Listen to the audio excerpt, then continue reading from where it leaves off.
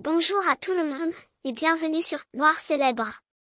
Aujourd'hui, nous plongerons dans l'histoire tragique mais importante de George Junius Stinney Jr., un nom qui résonne avec douleur mais aussi avec le besoin crucial de justice.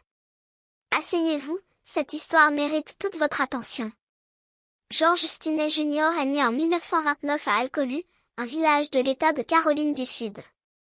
C'était une époque où les tensions raciales étaient omniprésentes aux États-Unis, et George, jeune afro-américain, vivait dans une famille modeste mais unie.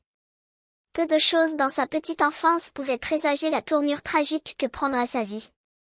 Un jour de mars 1944, deux fillettes blanches, Betty June Biniquet et Mary Emma Thames, furent retrouvées mortes. La police se précipita et accusa George, alors âgé de 14 ans, de meurtre. La suite des événements fut une caricature de justice. En un procès expéditif qui a duré moins de 2 heures, un jury exclusivement blanc l'a condamné. Le manque de preuves concrètes et la rapidité de ce jugement sont des témoignages de l'injustice systémique de cette époque. George Stinney Jr. fut exécuté le 16 juin 1944. À seulement 14 ans, il est devenu la plus jeune personne exécutée aux États-Unis au XXe siècle.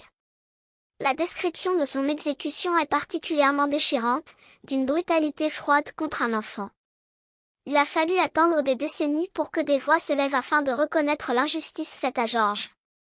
En 2014, quelques 70 ans après cette terrible erreur judiciaire, le procès de George a été annulé par un juge de Caroline du Sud. Bien que tardif, ce geste symbolique visait à effacer cette tache du registre judiciaire américain.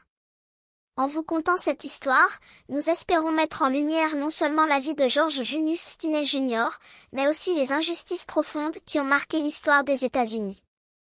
C'est en se souvenant de ces histoires que nous pouvons avancer vers un monde plus juste et équitable. Merci d'avoir écouté, et prenez soin de vous.